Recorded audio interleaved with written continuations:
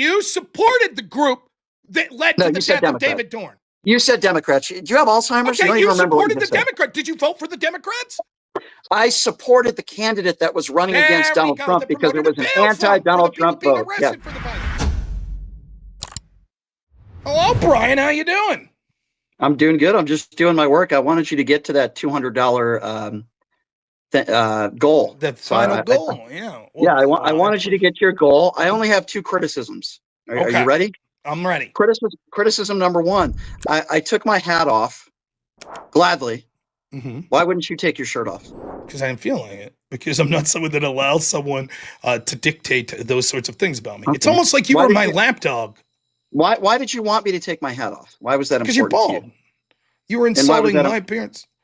Okay. So why do you think I would care if a middle-aged Trump dude doesn't like my appearance or wants to mock my, do you think I wake up in the morning and I say to myself, boy, I hope I look good for that podcaster, Rob Noer? Why do you think I would care what a soy-injecting bald loser like you? I don't think you do. So then I made that joke the same reason that you made the fat joke about me first. But I wouldn't ask you to take off your shirt and show your stomach. I only did it as a joke because you were telling me to take off my hat, which I did. I obliged. Right. The reason I told you to take off your hat is because you made a weight joke to me, and I was implying that you're not all that either. You're bald. Hold on. And no, my family's not making me dinner. I just had to close the door because I'm actually in an office. Nonetheless, the point was you made an insult, and if I had just said you're bald, you would have probably denied it. Yeah. So I asked you to take your hat off, and then unfortunately, though, your lighting, the bald head was deflecting in my eyes. I don't mind that back and forth. That's funny. That doesn't bother me. The only thing that actually, in all seriousness, this is not Radio Brian talking now. The only thing that did piss me off, Rob, was that you swore on the air like 5 times because I asked you not to do that. I don't recall it at all. If I did swear, I do apologize. You said shit 5 times. Now, listen, if we're on a podcast, I don't care. I do apologize if I did. I even asked you when you said you swore. I was like, when? So if I said it wasn't intentional. Okay. Nonetheless. Yeah. Now, if we're going to do criticisms, though, then I'll do criticism. I don't think you're a very good debater. How's that for a criticism? Well, I really don't care what your opinions are or what your sickos care about. I've debated some people that are a little bit smarter and more prominent than you, and it's been very fun, and I've enjoyed it. So no doubt, prominent. Smarter is debatable. I noticed that. Who have you debated that's had more debate success than me? What I noticed is that, I think success in general in this business, I've had a little bit more than you. But if we're going to talk about debating, I asked, we're talking about debate specific. That's subject. Isn't that an opinion-based question? I mean, everyone. I qualified for the national debate tournament. Okay, well, I was one of the top debaters in the country. So that's not subjective. Congratulations with your master debating trophy. But let me just say this. I had a conversation with Tim Pool off the air about this, actually. And Tim Pool, I think we both could agree, has a large following than both of us times 10. And I was having a private conversation with Tim after we debated. And Tim said something that I think is very prevalent to what we are talking about now, which is if you're a fan of Tim Pool's show, you're going to say, I got destroyed in a debate. If you're a fan of my show, you're going to say I destroyed Tim in a debate. So it doesn't really mean anything what you say or what your listeners say. It means 0 to me. I will tell you this. While I did make a joke about you eating a salad, which you made a joke about which doesn't bother me. It doesn't bother you.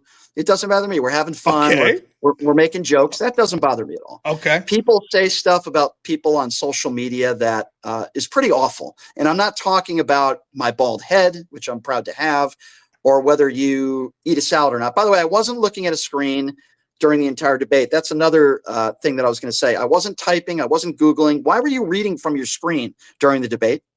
Reading what? You weren't reading anything from a computer during the debate or typing or looking stuff so up? The 2 things I typed was here. I can look. I can look. The quotes specifically. You asked me for specific quotes from. So I read that I pulled up, and then the only other thing was, did Ashley Biden admit to writing the diary, which you affirmatively claim she had said that she didn't, which was untrue. That's not true. That's the problem with the entire debate is you make claims of things that I say that are not true. I never said she never said it wasn't her diary.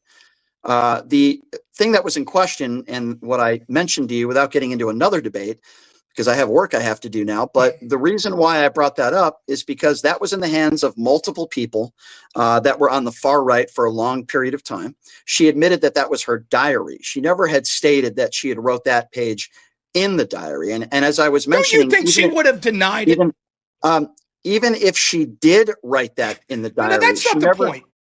Okay, no, the point is you're trying to make the case that because his daughter many years ago said allegedly borderline inappropriate behavior with her dad, that somehow aligns with being a liable sexual abuser. What you do is you're conflating things. We're talking about this one level of the argument right now.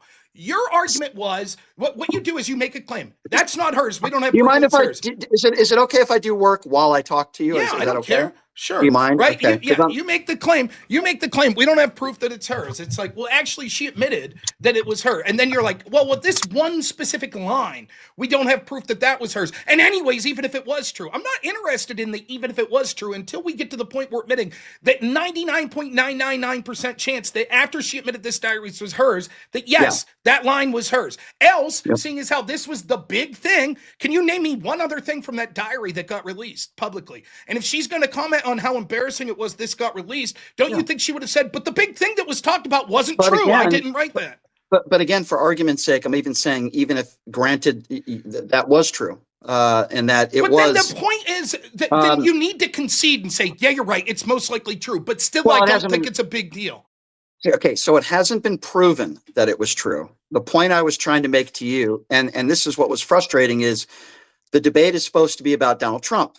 Every single time I brought up something about Donald Trump, you would bring up Democrats. The second I bring up January 6th, you bring up Black Lives Matter. The second I bring up any improprieties of Donald Trump, you bring up the Steele dossier. Now, if you wanted to have a debate about Joe Biden, I would do 2 hours about Joe Biden. Joe Biden wasn't my first pick. He wasn't my second pick. He wasn't my third pick. There's a lot of things about Joe Biden that I disagreed with. The reason why I voted for Joe Biden is not because I'm a huge Joe Biden supporter. It's because it was an anti-Donald Trump vote. That's why I voted for Trump, right? And that's what you don't understand. See, you said to me behind the scenes, I don't think you'll mind me saying this, you didn't really want to have a debate about ethics, right? You wanted to have a debate about policy.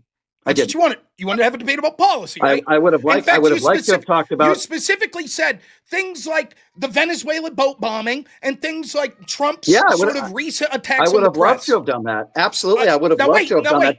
Yeah. Before we go forward, that's basically the two specific issues that you said to me over the phone, right?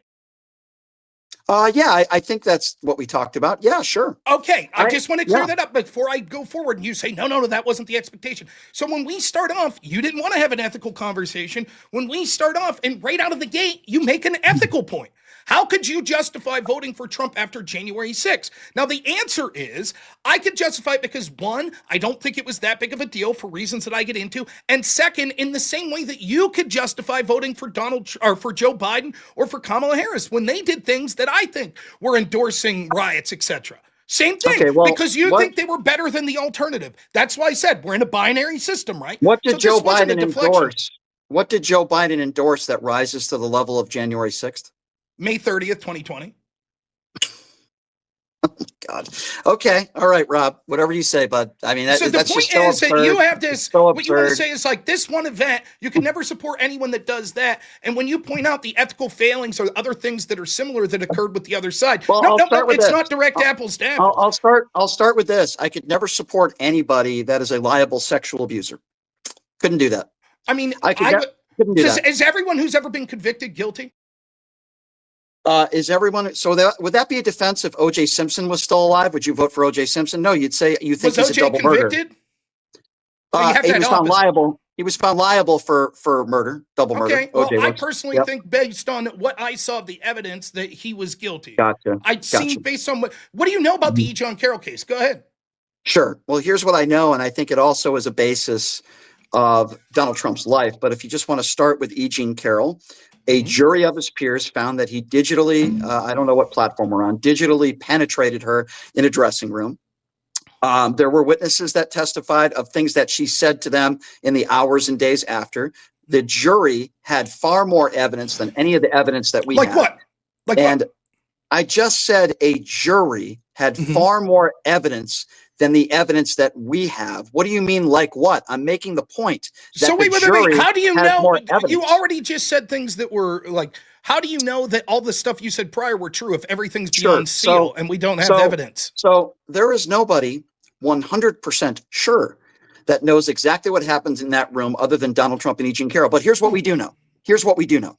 A jury, no matter how much you disagree with the outcome, found that he is liable for sexual abuse. This also comes from a man that hasn't had one woman that's come forward, that has had 25 plus women that have come forward that have accused him of for sexual assault, including his ex-wife, in court documents. This is a man who bragged about grabbing women by the pussy. I played 2 Division I college sports.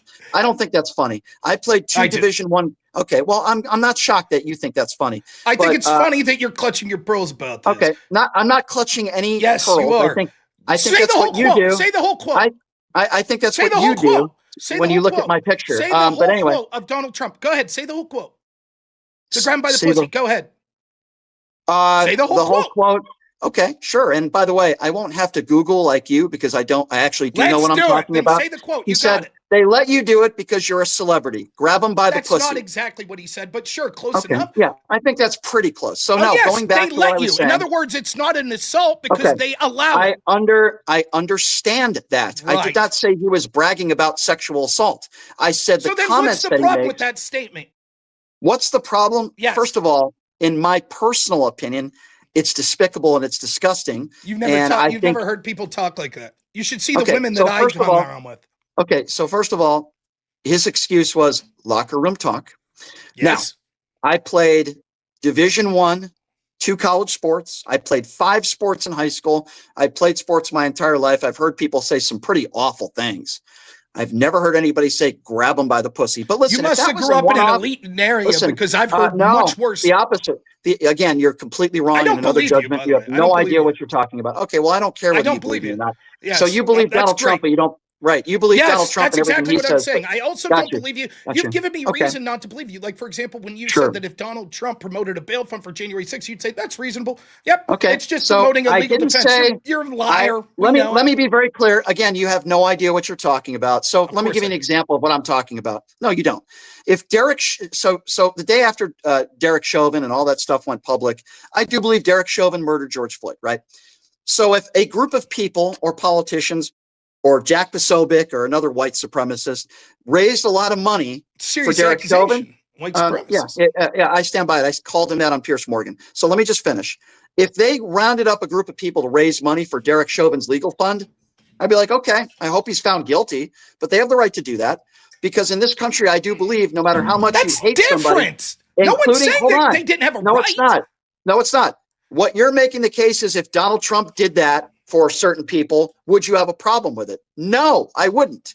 I can hate somebody and I can think they're a murderer but in my mind, I say, well, he still deserves a chance to defend himself in a court of law.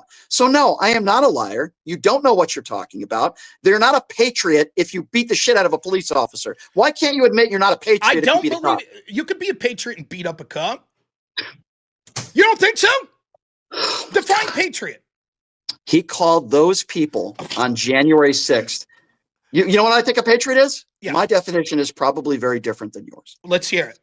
I think patriots, in most cases, are people that I think put themselves before themselves. Police officers, firefighters, brave men and women in uniform. That's where it starts with me. Now, you can also be a patriot if you're a teacher making $25,000 a year and you dedicate your life to educating kids. You dedicate your life to service.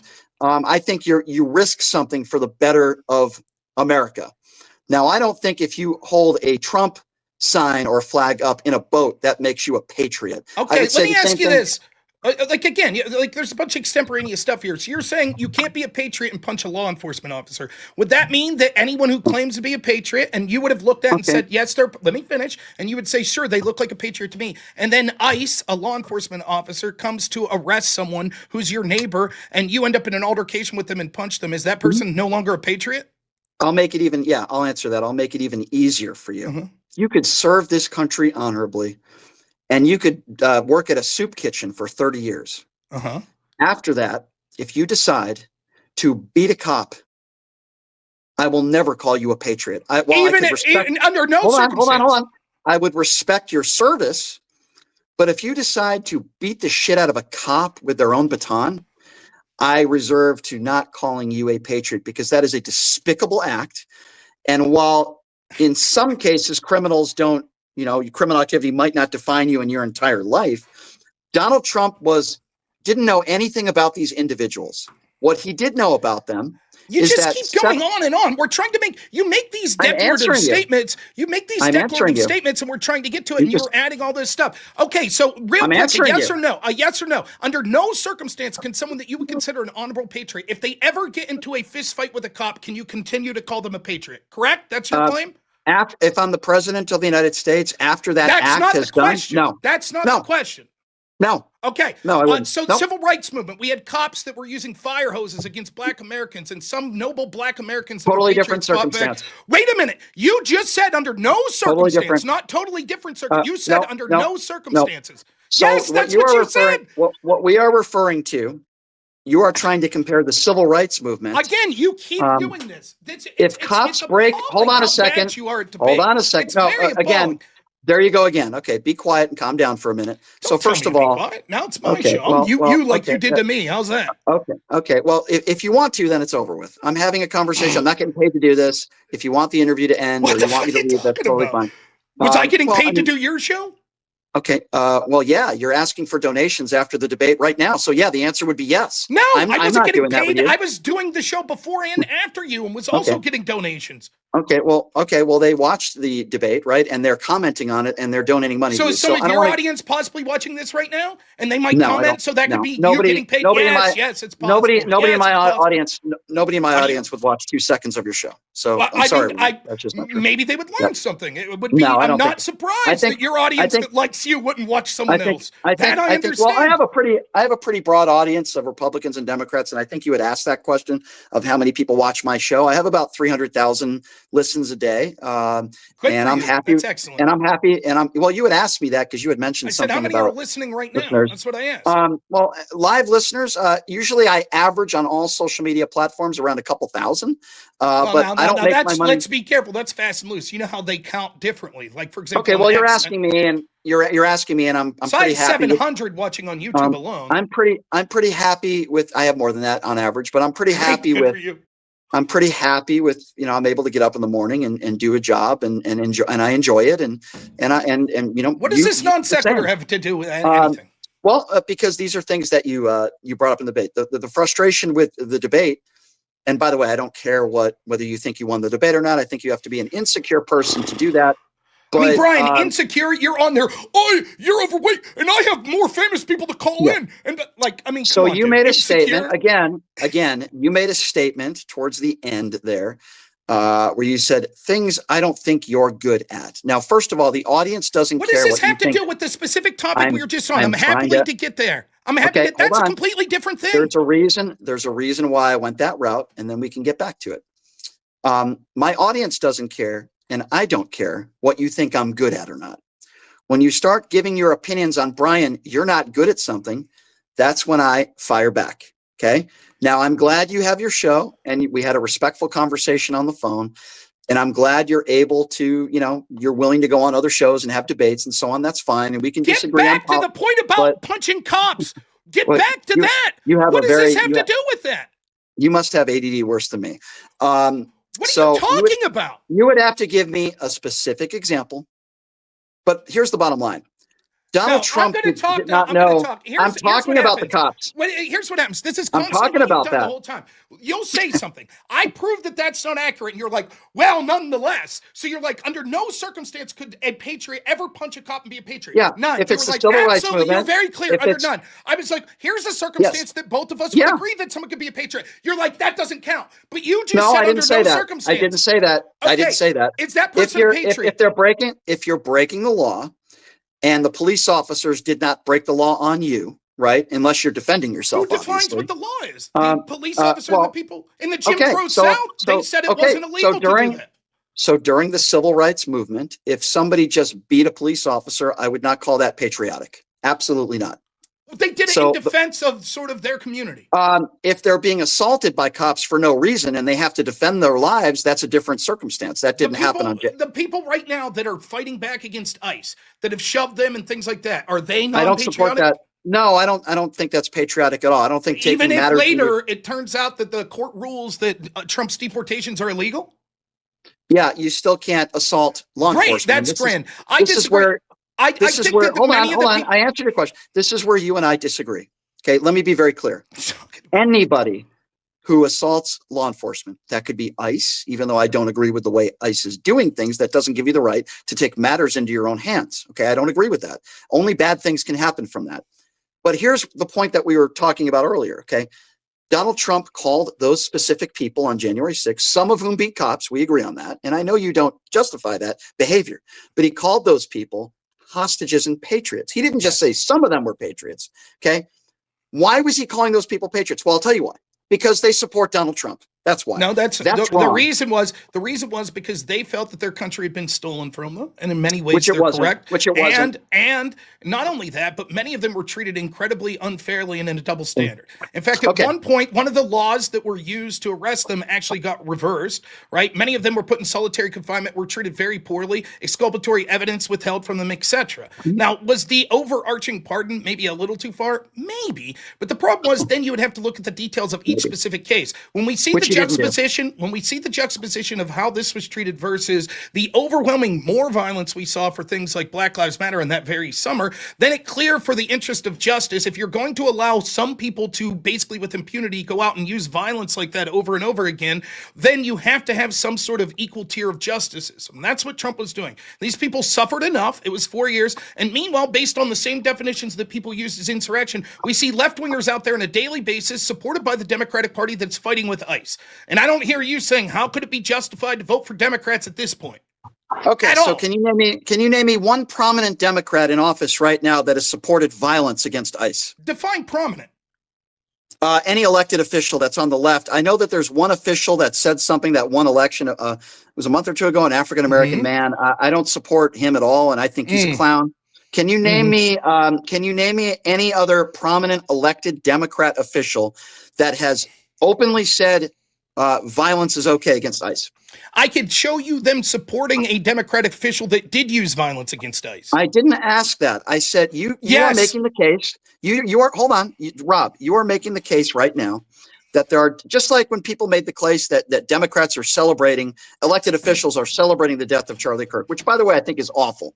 But then when I say that on Piers Morgan and I say, can you name me one Democrat elected official that has openly celebrated the death of Charlie Kirk? They can't find me any. And I know you're Googling right now because you don't know, and this is what you did in our debate. Fine.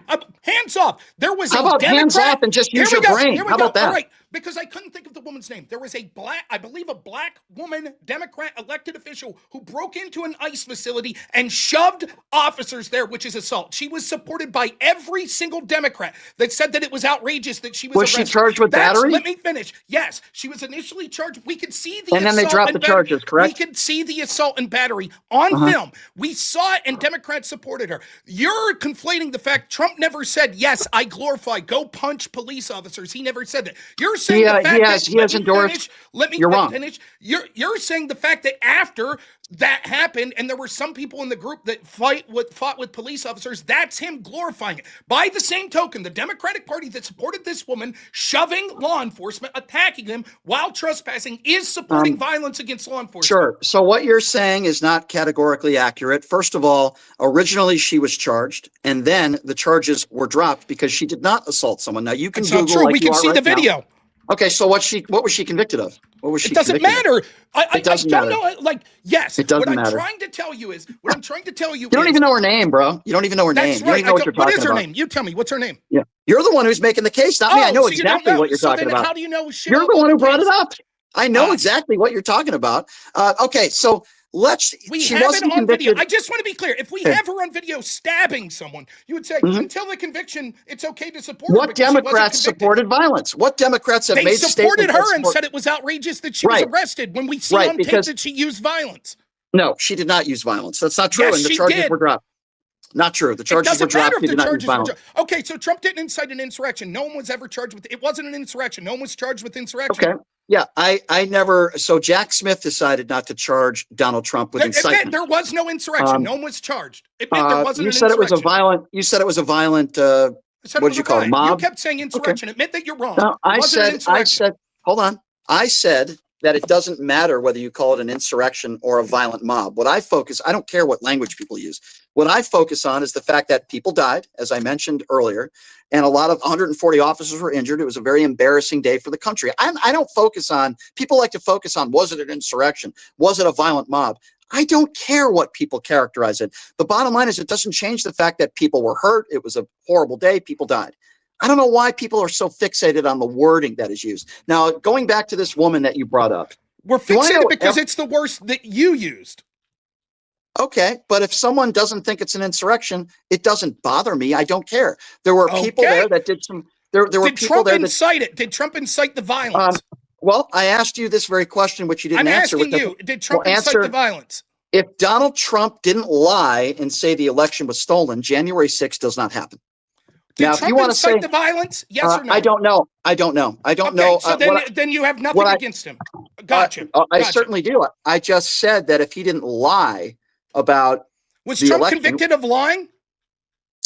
Was Trump convicted? You can't be convicted of lying. Lying isn't a charge. So he wasn't convicted of inciting violence. He wasn't convicted of inciting an insurrection. He wasn't convicted of lying to cause violence. When did I say lying was bullshit? When did I say? Okay, so Rob, it doesn't matter if you said it. There was no charge. So there was no insurrection. There was no lying. Rob, I never said lying was against the law. You're conflating the two. I didn't say that you said it. What I do believe is it is against, and it's beneath the presidency to lie about an election being stolen, which it wasn't. And anybody with an IQ over 20 would admit that. Even you admitted that on my show today. No, that's not what I admitted at all. He's the only president. You said that Joe Biden won a free and fair election. You said that on my show. I said Joe Biden won the election. I didn't say and then I said, was it a free and fair election? And you said, yes, we could roll back. I did not say that. Okay. So it's a stupid conversation because there's no widespread voter fraud evidence that could have changed the outcome of the election that anybody has presented in a court of law. Okay. Donald Trump knows that. He has anytime anybody disagrees with him on anything, he calls them names. He did that with a black reporter yesterday. Okay. That's what you do. That's what you do. I'm not. Okay. But here's the difference, Rob. And this is a very important point. The president of the United States should be held to a little higher of a standard than a podcaster, Rob. Okay. Agreed. Now, I think that as an electorate, we should care more about actual policies as opposed to your hurt feelings because he said mean words to someone. So it's not about hurt feelings and mean words. It's about people, as we agree, who died that day. There are several officers who I've interviewed who have traumatic brain injury. So it's not about mean things. How many of you interviewed that were victims of assaults on the Black Lives Matter assaults? What? What's the question? How many officers that were harmed during Black Lives Matter have you interviewed? Yeah, I'll answer your question, but I'll start by saying this. And this was my frustration with having a conversation with you. And I'll answer your question, Mel. Everything that I bring up is whataboutism with you. If you notice, and I know your listeners, maybe they're not paying attention. I was specifically just talking about January 6th. And what do? Instead of admitting to me that there were officers that had traumatic brain injury, and I talked about some people that I have interviewed, you immediately go back to Black Lives Matter. This is that's not what happened. Rob, what happened was you made an ethical claim and asked how I could ethically justify voting for Trump after January 6th. Mm-hmm. And my claim is the same way you could ethically justify voting for Kamala Harris after the far more expansive and more law enforcement agents injured. In fact, how about agents that were formerly of law enforcement that were security, like David Dorn, killed by Black Lives Matter, an organization. I'm glad you brought up David Dorn. I'm glad you brought up David Dorn because these are. I'm glad you brought up David Dorn because I actually interviewed a member of his family. Wow. This was like 5 years ago or something. That's amazing. No, it's not amazing. I do my job unlike you and I do both sides. What job do you don't do both sides? Have you interviewed any Capitol police officers? No. I interviewed. Okay. No, of course not. Hold on a second. I interviewed one of David Dorn's family members, and what happened to him was awful. No, it's not great. And you supported it. You supported the party that did that. That's you. You supported the woman that pushed first the of all, bail fund. You supported. Did you tell them that? Did you tell them that? I support the politicians. Again, this is how I'm just going to prove. I'm going to prove right now how stupid you are. I don't support a party, dumbass. I'm a registered independent. That's bullshit. Okay. You can look up my voting record. Harris? Are you going to be quiet? Joe Biden? Are you going to be quiet and listen? I'm going to educate you because you don't know anything about me, I do know about you. I know you voted for Biden and Kamala. Who did I vote for Barack Obama? You voted for Biden and Kamala. Did I vote for Barack? Okay, so let me just educate you for a moment. While Barack Obama was in office? Are you going to be quiet for 10 seconds? No, and let me give you my voting record. Like it. Okay, well, that's not how you have a conversation. I didn't vote for Barack Obama. I didn't vote. I mean, if you want the conversation, it's fine. I'm just explaining to you my voting record and my feeling. I'm for capital punishment. I'm for border security. I voted for 8 Republicans in the last midterms. I didn't vote for Barack Obama. I did not vote for Hillary Clinton. In fact, I despise Hillary Clinton. And if Bill Clinton ran right now, I would not vote for him either because I think he's a as well. So you know nothing about my voting record. I'll tell you what I know am. You voted for Joe Biden and Kamala Harris. I did. Those were the 2 candidates post Black Lives Matter riots. And as I say in every interview that I do, my vote is anti-Donald Trump because I'm anti-Donald Trump. I don't believe transgender women should be competing with women on the playing field. And if you actually knew anything about my actual real opinions, instead of making a stupid assumption that I speak for the Democrats, which is a joke. I think Ilhan Omar is a disgrace. I think Rashida Tlaib is a disgrace. What is this filibuster? What does this have to do with it? This is the longest way I've ever heard you say. Because I'm trying to educate. Yes, you're right. I'm trying to educate you. Kamala Harris and Joe Biden. Yes. Because I'm trying to educate you because you claim that I speak for the Democrats, which is the dumbest fucking. You speak for the Democrats. What did you just say then? What did you just say? I said you supported the group that led to the death of David Dorn. You said Democrats. Do you have Alzheimer's? Okay, you don't even remember what you supported the Democrat. Did you vote for the Democrats? I supported the candidate that was running against Donald Trump because it was an anti-Donald Trump vote. Yeah.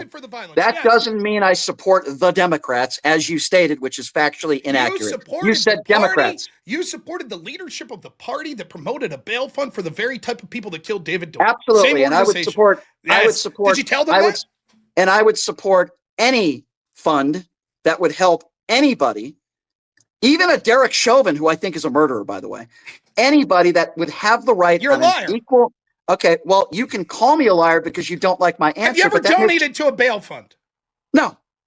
Would you consider doing it? Why don't you do it? No, I wouldn't personally do it. No.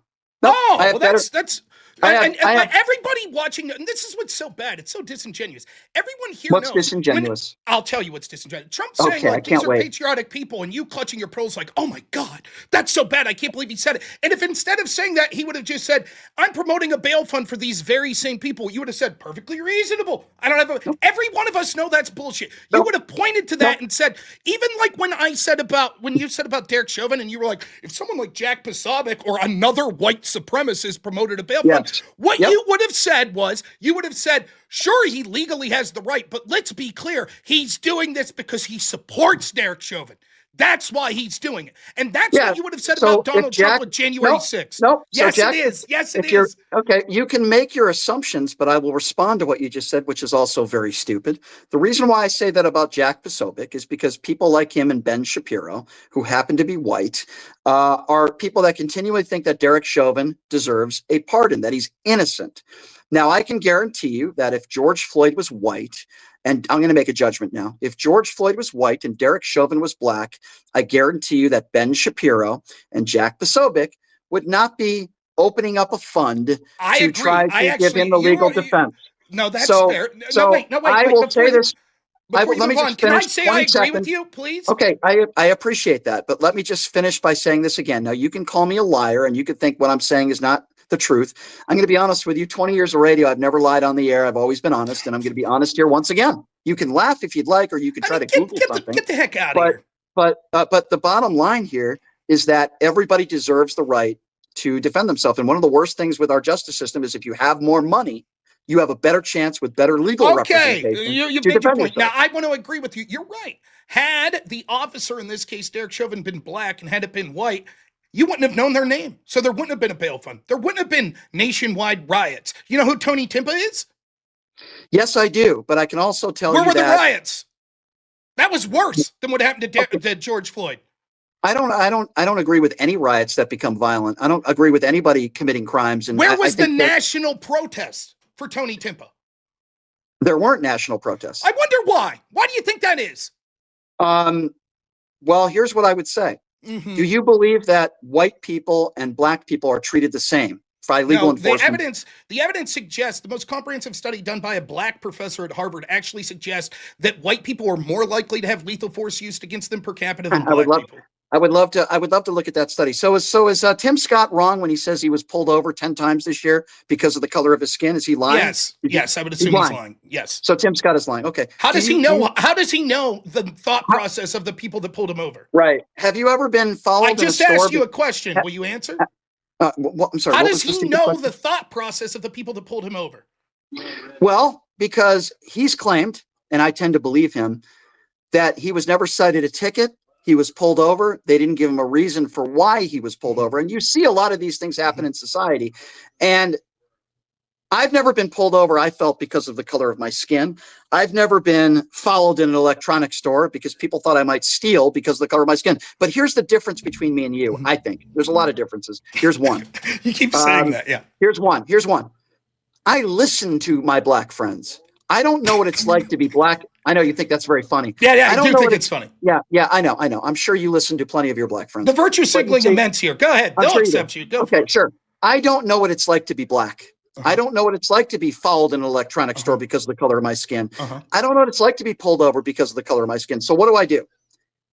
I listen to them and I try to learn because I don't know what it's like to be in their shoes. You don't know shit. How do you know they're not wrong? How do you know they're not blatantly lying? Do you think hypothetically, do you think there could be an advantage to having a perceived victimhood about this? Well, let me ask you a question. I just asked you one. Can you answer it and then I'll answer yours? What's your question again? Do you think that there could be, if someone who is black gets pulled over for a legitimate crime, do you think saying, no, I wasn't doing a legitimate crime, I got pulled over for my skin color could be a benefit for them? Of course, there's going to be a percentage of people that are going to use that. Wait. That's not the question, because what you'll do is weasel out of it. I said yes or no. I'm not weaseling out of anything. What the fuck are you talking about?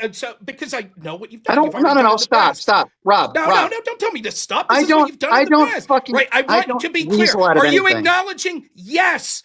Yes, it can be advantageous for a black person to claim that. That's the question. And then you could expound. In some situations, it can. Sure. Thank you. Sure. Yes. Okay. Okay. And by the way, I don't fucking weasel out of anything. You yes, say that before. Do.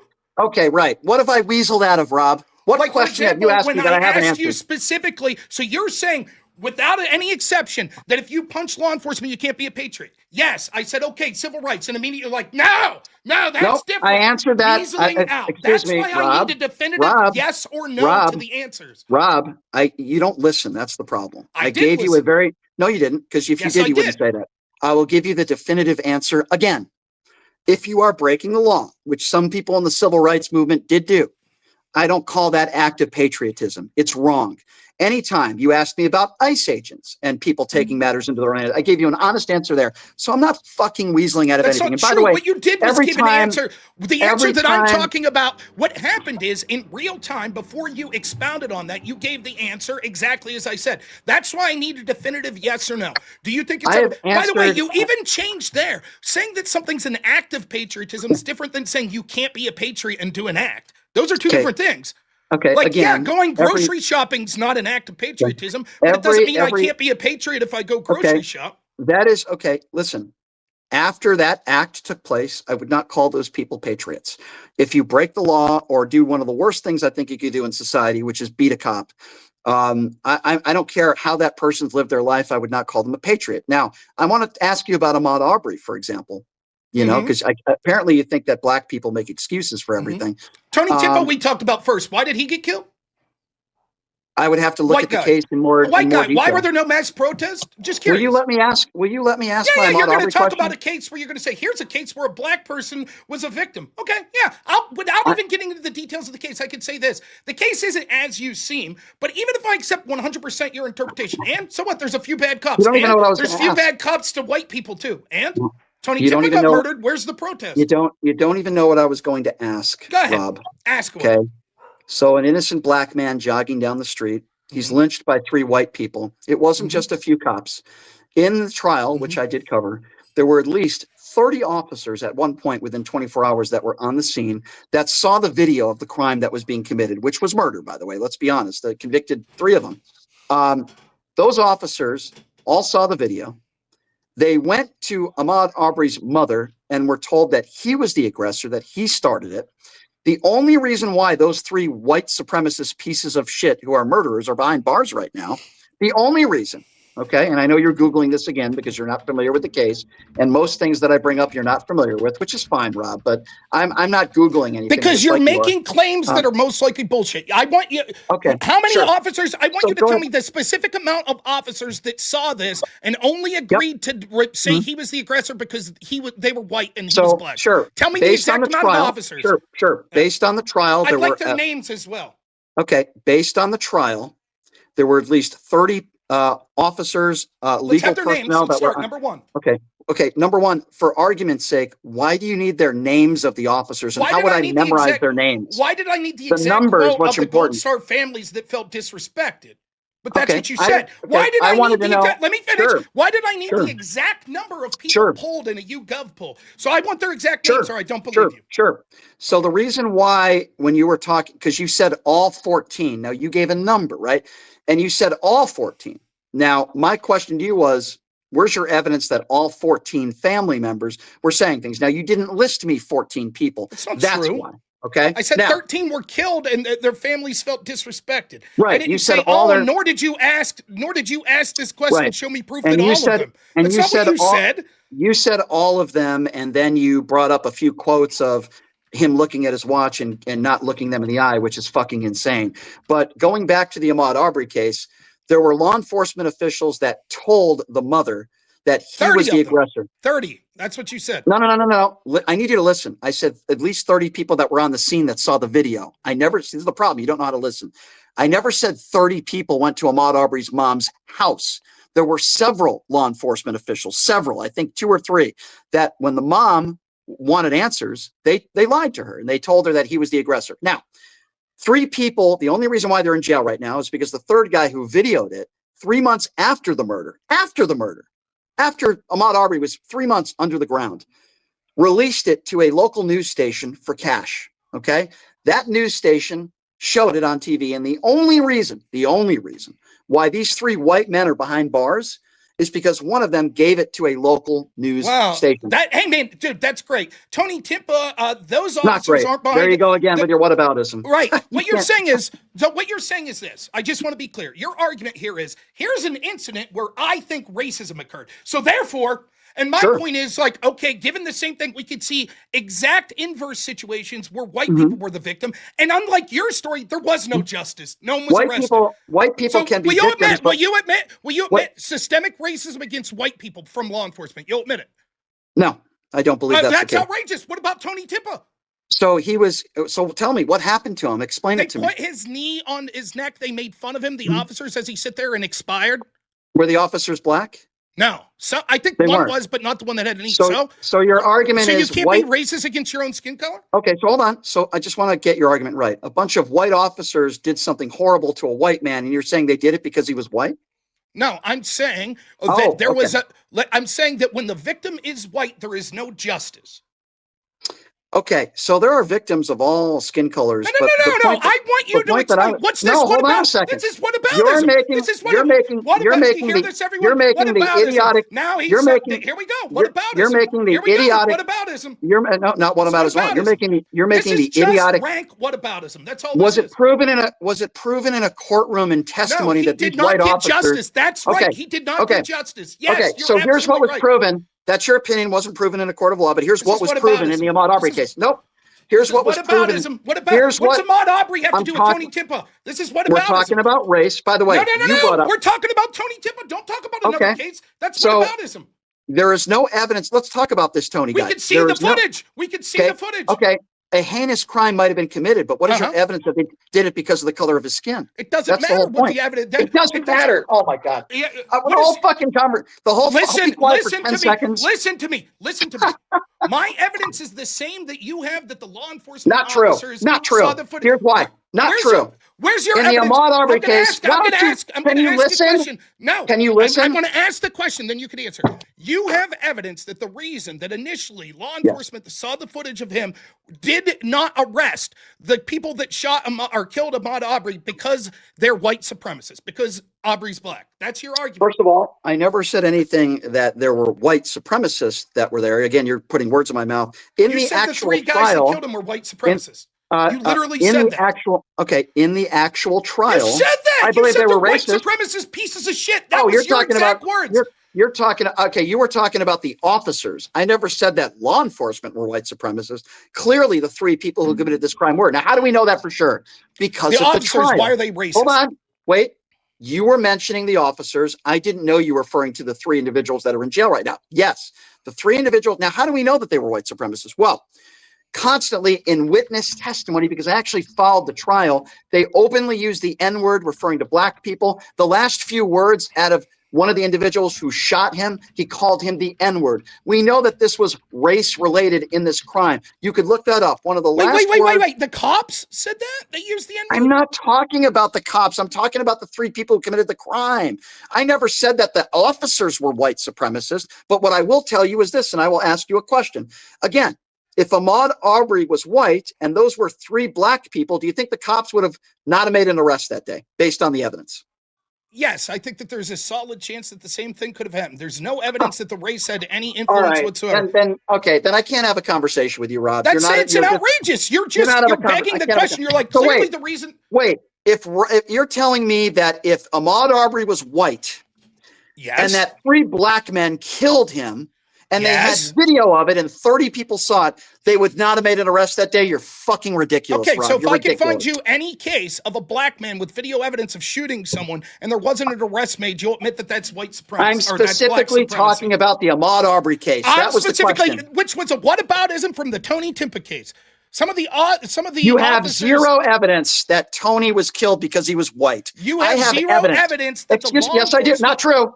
I just gave you evidence, dumbass. Pay attention. You have zero evidence. Okay. You have zero evidence. I'm going to repeat myself once again. Trust me, bro. Trust me. Ahmaud Arbery. That's your evidence. The people who killed Ahmaud Arbery were racist who openly used the N-word. It was proven in a court of law. It was a race hate crime. And that would not have happened if Ahmaud Arbery was white. It would not have happened if 3 black men killed an innocent white man. That's not evidence. That's your just claim. Okay. That's your claim. Okay. That's well, not if you want to be complicit, go right ahead. Go right ahead and be complicit. It's not just the United States. Let's say this. Do you think that if white grooming gangs were attacking Muslim children and grooming them by the hundreds of thousands, that law enforcement would take that seriously in a place like the UK? I'd like to think that most law enforcement will take most cases seriously. Okay, yes. But they didn't. We know that officially they didn't. Yeah. Hundreds of thousands of girls that were groomed by Pakistani Muslim immigrants that were almost overwhelmingly white girls. And that's also terrible. Many of the inspections list said because they were worried about accusations of racism if they went. If do you think if the races were reversed and these were roving gangs of white British people that were going after immigrant daughters, do you think there would have been arrest? I don't know anything about that case that you're talking about. See, nothing. And so conveniently, you're like, you just have to accept that had the perpetrators been black, and I'm not asking you. White, I'm not asking you. You have to accept that law enforcement would have treated it differently. And when I point to an example of law enforcement doing the exact opposite, we can see that they officially said the reason we didn't do anything was because we were afraid of getting called racist. So let me be clear here, just so I understand your position. Are you meaning to tell me that in the history of this country, when it comes to law enforcement, you think black people are treated just as good as white people? Is that your opinion, Rob? My opinion is 2 things. One, it depends on how far back we're going back into history, right? So clearly, if you go back to the days of slavery, things could be different. Secondly, the problem is massively exaggerated in the current time. So much so that it's a self-fulfilling prophecy that means that people that listen to people like you decide that they're not going to listen to law enforcement, attempt to flee and things like that, which escalates the situation. That's what happens. Yes. That's what happens. Okay, again, another stupid statement that you made that is not true. I have said constantly, okay, why don't you be quiet for just 20 seconds, man? I have said on the air. Why don't you be quiet for a couple seconds? How about that? You want to end the conversation? You talk way more than me and then demand that I be quiet. Shut the fuck up. I have said on the air. I have said on the air to black people and white people that have called into my show that you should always, not sometimes, always listen to what law enforcement has to say and obey with what they say. And if you think the law is being broken, afterwards is when you file the lawsuits. I have told people that. So again, your stupid fucking assumption that I would say that you shouldn't abide by what law enforcement say, you're fucking wrong. I didn't Rob. say that. I didn't say that you say that. I said that you push a systemic. I said you push this systemic racism narrative that people then take to the logical conclusion that I'm not going to feel safe getting pulled over by a white cop, so I'm going to flee. You didn't answer my question directly. I'll ask it again. Okay. Do you think right now in 2025, as a whole, black people are treated just as good as white people? Probably better. Oh, you're fucking ridiculous. All right, Rob. You're just ridiculous. Yes, I think. Can you explain the evidence that shows white people are more likely to get shot by police unarmed? Can you explain the evidence? You are just. So what? We're just ignoring evidence. We're ignoring evidence. Yeah, we're ignoring evidence, but maybe the 2020 election was stolen, but we're ignoring evidence. Yeah. Do you think that to the extent that there could be, would you rather be a black person or a white person in society right now? Black, by far, easy. Okay, well, you're the biggest disingenuous liar on the planet. Let me ask you this. Let me ask you this question. Do you think are there any special programs or universities that talk about the evils of whiteness? Are there any programs that talk about the courses that talk about whiteness, the problems of whiteness? They don't talk about the evilness of whiteness. They talk about slavery and some things that have happened. Do they talk about the problems of whiteness? I'm answering, Rob. You got to let me answer your question, man. That's not. Are you going to let me answer, or are you just going to talk? What does that have to do with whiteness today? Let me know when I can answer, Rob. That's the question I just asked. What's that have to do with whiteness today? And that would mean that you'd have to be quiet for 10 seconds to allow me to answer. Let's hear it. Okay. Thank you. There are not classes that, quote, just talk about evilness in general terms of whiteness. What they talk about is they talk about slavery. They talk about some atrocities that have happened in the past. What they don't do is say is all white people are bad or there's an evilness in white people. There's an evilness in everybody of all different races and backgrounds. They talk about history. They talk about slavery. They talk about the civil rights movement. That is not characterized as this is a class talking about the evilness of whiteness. So no, you're fucking wrong, Rob, once again. That's not true. You have no idea what you're talking about. Give me the class. Give me the class. Arizona State University, U.S. race theory, the problem of whiteness. Yeah, that's not the evilness of whiteness. There are problems. Do we have courses about the problems of blackness? Okay, so first of all, we in this country. That's a yes or no. In that class, that's a yes or no. Are there courses about the problems of blackness? You can expound after you say yes or no. Because white people weren't slaves, and there's not a history of. So there's not a history of black people being problematic? There's not a history of black people being problematic. There's a history of everybody being problematic, dumbass. That's exactly my point. Yes, you make the point. You are right. There's a history of every racial and cultural group being problematic. But black people. Yet there's only one that you can denigrate. Yes, that's right. First of all, it's not about denigrating. If you could just pay attention for 10 seconds, it's about teaching people history. Okay, the civil rights movement. Okay, well, listen, then if you don't want people... Why would the course be about the problems of whiteness? Why wouldn't it say the problem with slavery? In the history of this country, white people did own black people. It's a part of our history. So did black people. So did Indians. Black people owned white people? Black people owned black people? Black people owned Indians? No, hold on. Indians owned black people? Help me understand. Maybe I need to be educated. And when in our history did black people own white people? You fucking dumbass. Is that what I said? You fucking idiot? Is that what I said? I said black people own slaves. They own slaves. Did black people own slaves like white people? Yes. The first big black slave owner. They owned slaves. What does it matter what color the slaves were? Because we're talking about the United States of America and the history of this country. And you're making the case that black people weren't the people that were discriminated against. The civil rights movement. There's things that people need to learn about our country. That's not what the issue. There were also white people that sometimes were treated worse than slaves in the form of indentured servitude. Irish, for example. So we don't have systemic racism. Black people are treated better than white people. You're moving on from the point. The point was when you said that we could talk about the problems of whiteness. That's Rob. I think you said it best. I'll be honest with you. See the constant interruption. I'll give you credit. I'll give you credit.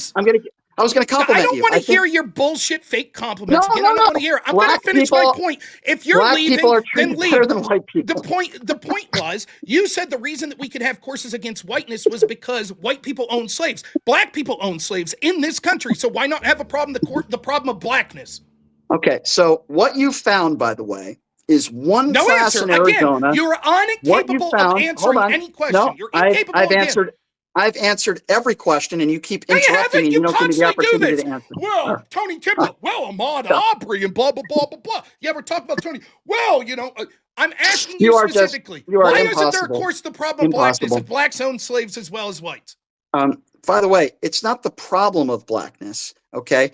The problem is that you fail to recognize and understand that slavery and what took place during the civil rights movement is something that most people should learn what it is. It's not that they are saying that inherently all white people are bad. The course is called The Problem of Whiteness. Okay, so have you been in that class? Do you know what they're teaching? Or I have been in university debate settings where they talk about this quite frequently. And you know what they say? What do they talk about? You want to hear what the problem of whiteness is? It's not just about slavery. It's that white is an in-group that we've all identified as white, and that's where the power structures are. And blackness is otherization, that we treat people as the other because white's So that just was a debate, though. But that was a debate. That literally is what these courses teach. Oh, okay. Were you ever in the class? Do you know what the curriculum actually is? Was I in that specific class? Were you in the specific trial of Ahmaud Arbery? You weren't there? Do you know exactly what they said? No, I watched the trial. You weren't there. No. Here's what I do know. Here's the difference. You're saying basing it on a title of a class. You haven't spoken to anybody that was in the class. You don't know what specifically is taught. When I talk about Ahmaud Arbery, I followed. You can laugh, but please give me their names. Give me the names of the officers. Okay. When I want Ahmaud Arbery, will you let me finish? No, I'll talk when I feel like. Okay. All right. That's cool. Yeah. No problem. Give me the names of those officers under Ahmaud Arbery. By the way, I did mean it when I said you were a lapdog to Andrew Wilson. I did mean that. Well, you're not even that. No one do you live with your family, by the way? Do you live with your What's parents, or what's the deal? Just be honest. Married. Don't lie to me. I'm married and have a son. How about you? Okay. Isn't your salad waiting downstairs? Through his podcast and radio show, Shapiro presents himself as an opinionated, educational, and educating voice for the left and right in between. His relationship with his ex-girlfriend, whom he allegedly took advantage of, $38,000. You took advantage. Can you talk about that? Do you live with your ex-girlfriend? That I'm reading here that allegedly you took advantage of your ex-girlfriend. Haven't lived with a girl in 8 years. You allegedly. So explain this to me. Do you live with this girl that you allegedly took $38,000? Who are you talking about? You.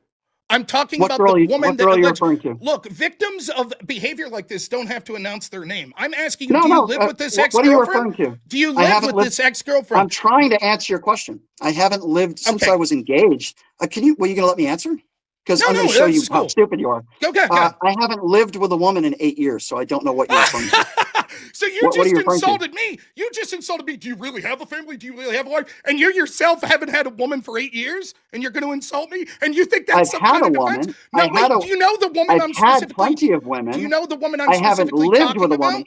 Having a woman, no, I don't. Having a woman is very different than living with a woman. I don't understand what you're. They can't stand to live with you. God. So now, I'm not sure what you're referring to. Let me get to the specifics. Let me get to the specifics because I don't want to get confused with other women that allegedly you ripped off. So let me read the allegation of the specific woman. So you're reading his relationship with this ex-girlfriend who he allegedly took advantage of for more than $38,000. Here, wait. Let me give you some more specifics that maybe you'll understand. Allegedly took advantage of for more than $38,000 is the main focus of the expose. Okay. Let me finish. Let me finish. No, I don't know if you know what woman we're talking about. I know what you're talking about. A man who coerced this woman into sending him. Would you like me to respond? Let me. Yes. I just want to make sure you know the woman I'm talking about. So you want to read what some random dude is saying on social media? I'll respond to it. Sending him thousands of dollars via PayPal and Venmo under the pretenses of personal crisis, from car towing problems to his sister's funeral, is depicted in court documents and receipts shared with this thread. Now, I wasn't at that trial. Tell me about that court trial. Tell me about the trial you had there. Ripping a woman off allegedly for $38,000. Please talk about it.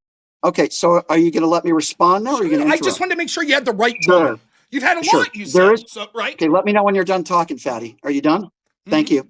So there was no court trial. All that you are referring to is a restraining order that I had to file against someone who sent me death threats. Now, there are no official court, quote, documents. There was no trial. A judge ruled in my favor. For a restraining order. I had to file the only time in my life. Now, I'll give you more details if you'd like. So about 3 years ago, maybe 3.5 years ago, after the Uvalde, Texas shooting, I had people on my show. One of them happened to be an attorney who lives in Texas. This woman, when I just started doing my show 3.5 years ago, we had a verbal agreement that she would be a sponsor of my show. And in return, she would come on my show a few times. She developed a romantic interest in me, never kissed her, never touched her. In fact, I was asked that under oath with a judge, because when you file a restraining order against somebody, a judge asked you that because there's a different to go in. Never touched her, completely platonic, told her that from day one. She lives in Texas. I live in Las Vegas. When I told her that, and I said, listen, I'm not interested in romantic. Let's just make it, professional, platonic. She decided to say things about me online. She harassed my parents. She harassed my friends. And I have the death threats. And by the way, I presented those death threats in a court. Yeah, it was. It was one of the worst things I've ever had to go through in my life. That's fucking terrible. Death threats are no joke. Hold on. Let me just finish because this is important, Rob, because I don't mind talking about it publicly. And by the way, I've talked about it on my radio show. Good. It is one of the worst things I've ever had to go through in my life. Now, because of that, my family was harassed. My friends were harassed. I never broke the law. I never did anything wrong. I never, said, hey, you better give me money or I'm going to do this. Not once. Did you ask her for money? No, I never said, hey, you give me money. never You asked better her do for this. money, or did she send you money? She did. And the reason why she did, as I mentioned before, and I mention again, is because she was a sponsor of my show. We had a verbal agreement. She told me that she was interested in my show. She wanted to grow my show. This is when I first started doing the show. By the way, it was like maybe $4,000, $3,000 or $4,000. It wasn't even close to that amount of money. Okay, $4,000. That's a lot. And by the way, I presented that. And for $3,000 or $4,000, it's not a lot to have somebody appear on my show multiple times, which, by the way, she did. When she realized that and from the beginning, I told her I wasn't interested in her. She was not even a girlfriend, never somebody I even went on a date with. I never touched her. Did she continue to show you advances after that, after you told her that? What do you mean? You mean sexual stuff? It's clear that she wanted more, is what you're saying, correct? Of course. She wanted a romantic. She called me. So when she called me 10 to 20 times a day, which she did, and I presented that to the court. When she sent me death threats online, which I presented to the court, plus voicemails, which I saved, the judge ruled in my favor. Now, that's the reason fair. why. Now, listen. Let me finish. This is important because this is the hell that I've had to go through. Okay. Sadly, this woman, and I don't mind talking about it publicly because I have absolutely nothing to hide. Because I have questions. So great. Okay. This woman, who actually is an attorney, which is amazing to me, went to some high-profile right-wing social media influencers and made claims about me and actually showed screenshots that are completely fabricated and made up. And I told that to the judge, completely fabricated. There were some images that were actually true, and there were some that were fabricated. It's a mix of true stuff. But anyway, long story short, the judge ruled in my favor. She didn't even show up in court. And it was horrible for me and my family to have to deal with something like that. And this is probably the craziest human being that I've ever come across in my life. Now, I stopped caring a couple of years ago about what people say about me on social media. As your profile becomes larger, and I'm not Tim Pool, and I'm not Adam Mockler, but I have a pretty good following on social media. And when I go around the country, people do recognize me from time to time. And it's great. I love meeting the listeners and I love meeting people. But when you become a larger profile, people attack you. Now listen, I think physically. Let me I was physically. Did you know that I was physically assaulted? I was the top trending story on Twitter for the wrong reason. That sucks. I was assaulted at a Charlie Tim Pool Kirk event got killed while lefties celebrated it. Nonetheless, okay. The point what prominent Democrat celebrated? Did thousands do that? No, it does. What did they make Democrat? Prominent Democrats immediately, including the New York Times, which is the mouthpiece for prominent Democrats, came out the day after Charlie Kirk's assassination and basically implied he was a fascist. The very rhetoric that was used by the person that killed him, which is egregious. Hold on. So, first of all, you can say that somebody was a fascist. That doesn't mean you want them dead. Donald Trump called Kamala Harris. If he would have said she was a fascist the day after she was killed. Donald Trump called Kamala Harris fascist multiple times on the campaign trail. That doesn't mean you celebrate. And if someone murdered her and then Trump the next day said, well, she was a fascist, when the murderer said, catch this fascist, I'm sure you would have protested that. That is not celebrating a death, which is what you just said. Nonetheless, no, there were lots of lefties that celebrated deaths. You asked for a prominent Democrat that there's a lot of righties that say crazy things on social media. Let's go back to this story of you. So let me get this straight, right? First off, any death threat, and I'll take you at your word, it's fucking heinous. I mean that from the bottom of my heart. I showed it to the court. Okay, now listen, that's fine. Here's what I want to know. This woman, you eventually meet her, like through your channel or whatever, right? She then makes advances towards you. You're clearly like, no, not interested. And then she can, from the beginning that happened. Did she continue immediately to call you like 20 times a day? Yes, that's why. And yet you still took her money.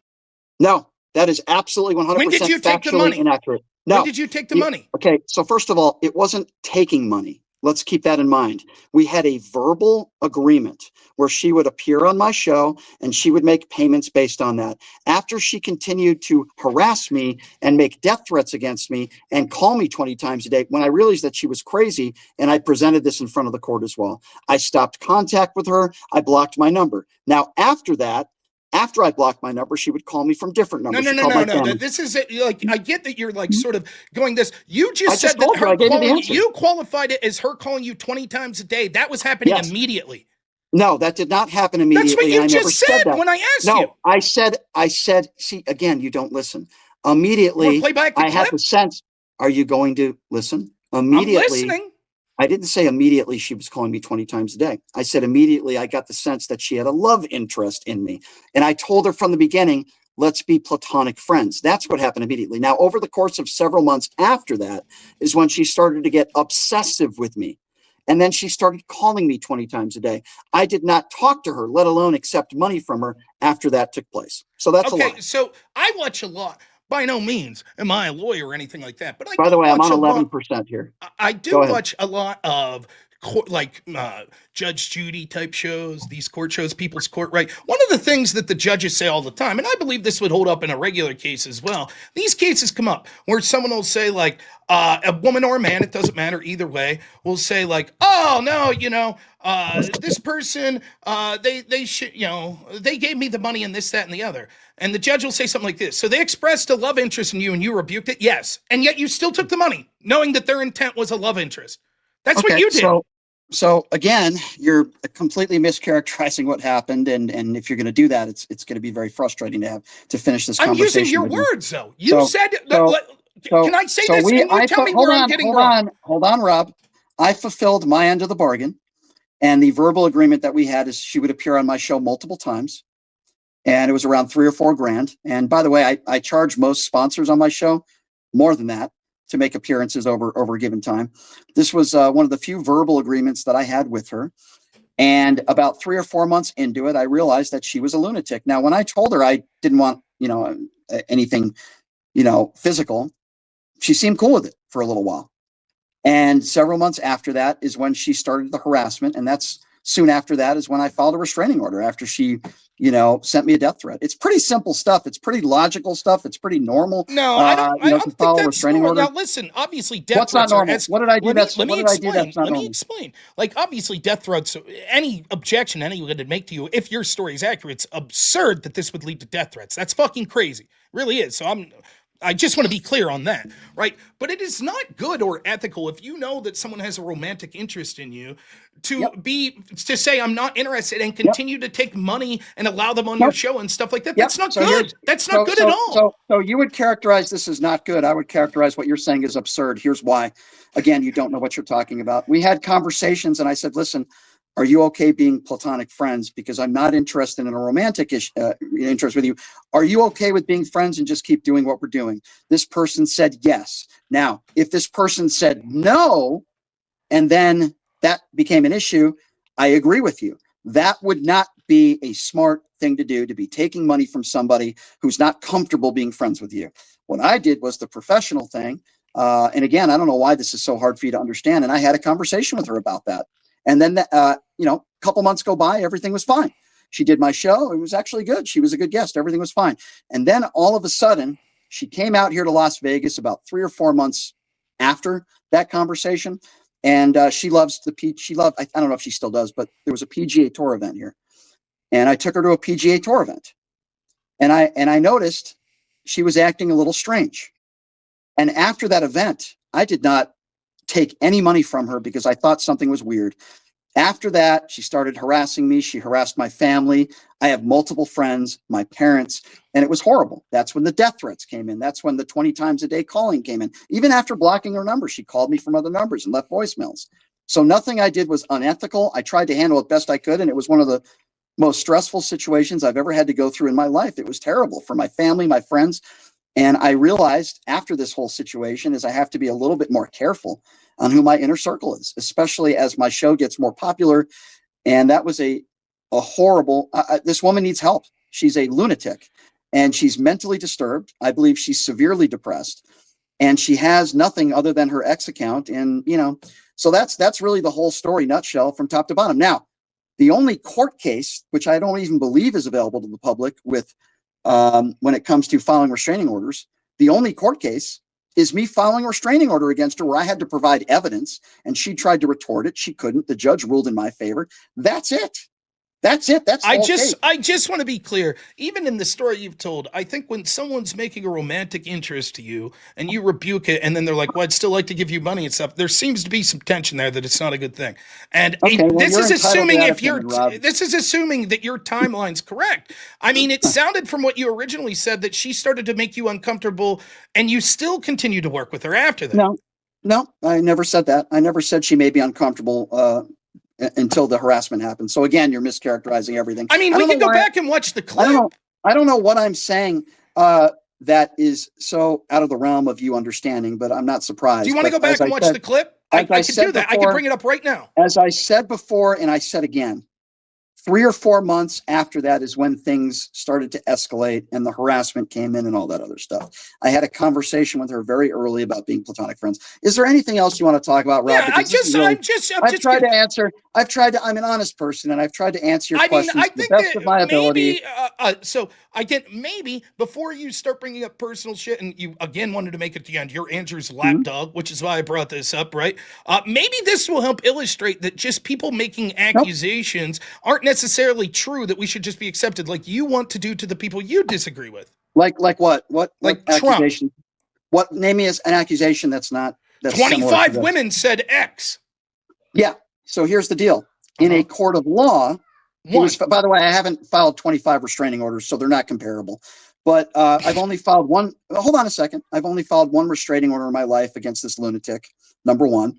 And number two, I've never had any issues with the law. I've never, nothing. Donald Trump's a liable sexual abuser. Okay. Donald Trump is a 34-count felon. So don't try to compare me to Donald Trump. They're two completely different circumstances. Is there anything else, Rob, that I can clear up for you? Anything else? I think that, you know, that it's been just so the text messages that are online, are you interacting with this woman or photoshops, your claim? Some of them are. Some. You want to go through them and tell us which ones are? The documents that were presented to the court, which you can gladly read to your listeners. I'm sure many of them are just bullshit, but you can go ahead and read them and go through them.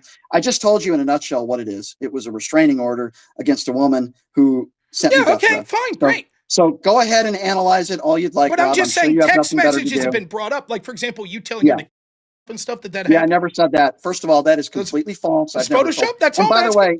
And by the way, your piece of shit, Andrew Wilson, who I think was a piece of shit for saying that, said that I told her to, which is a complete. I've never told anybody that before. Okay, I'm just saying that you are aware. I'm just saying, I can go online right now and say, "Oh, I saw someone that says that you like underage boys." Okay, this is horseshit. This is horseshit. But the difference is people are providing what they're claiming are text messages. I'm asking you if those are photoshopped. Right, and I'm telling you that the stuff, most of the stuff that she said about me is completely false and made up. And if she would like to do discovery in a courtroom, I would gladly sue her for defamation, and I would love to do discovery. I've never told anybody to kill himself in my life. And by the way, I never would. As much as I despise Donald Trump, I don't wish that upon him, and I don't wish that upon anybody. And I've never said that. So if you want to go through more of your notes and you want to talk to your listeners about it, I'm not really interested in doing that with you. Was this fake? I don't know what that is. I know you said you were. If you need a gun permit, let me know. Yes, that is. Yes, that is. Okay. That is completely false. Okay. I can show you my Facebook account. No. I'll take you at your word. I don't even know who is that directed towards, but that is completely. I just want to be clear. It's not that people are pulling this out of thin air. There are actual articles that were written about this. I'm giving you a chance to rebuke it. There was an article that was written from somebody that you had referred to who has 5 followers who did a space on X with this crazy lunatic who is a nobody, and they're trying to get clout. I would imagine just like you are right now. So is there anything else that you'd like to bring up, Rob? I've answered all of your questions honestly, even though it's not really your business or your listeners' business. I have nothing to hide. Well, it was a restraint. Is there anything else? When it comes to that specific case, I'll leave people decide what they want. I don't think that you should be I really don't care. Let me finish. Let me finish.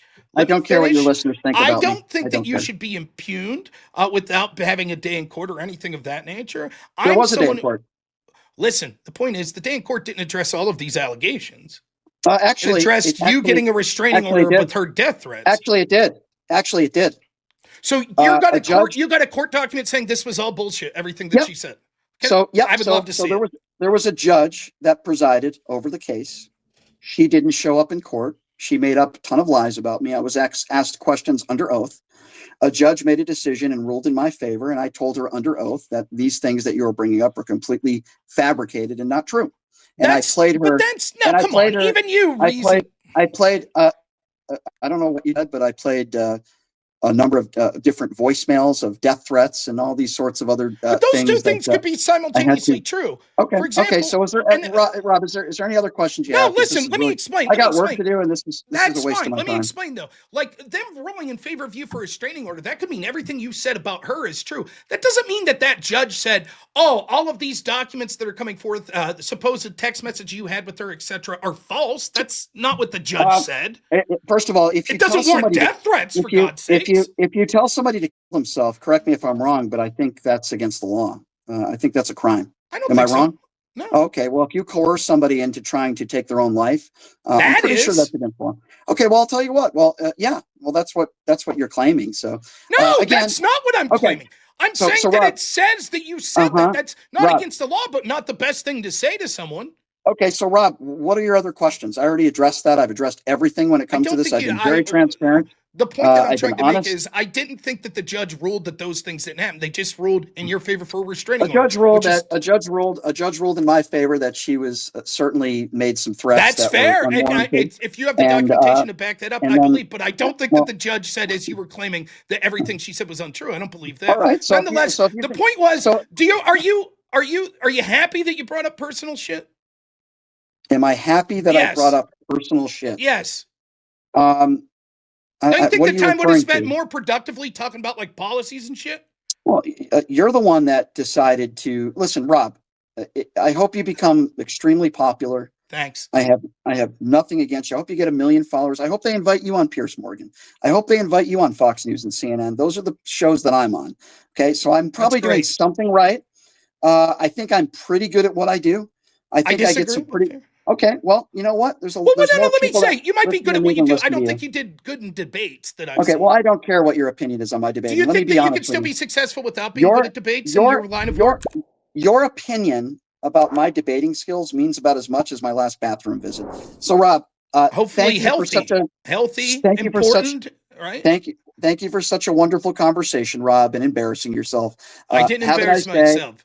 I hope you get to that $200. I hope you get to that $200 goal. 1,300. That's about the amount you took from the woman that you claimed that had the love interest in you. I didn't have to be in a situation with someone that was like threatening me in some way, though. By the way, he didn't even shut off his phone. He just set it down. Let's exit out of here before he takes another one of those restroom movements. Yeah, I mean, he brought it to the personal shit. I don't know why. Even after the first time, I was like, yeah, whatever. And we started to talk about specific issues. I don't understand why he again wanted at the end there to be like, and I do agree you're Andrew Wilson's lapdog. All right, man, if you're going to keep doing it, then I guess if that's what it's going to be, personal shit. All right.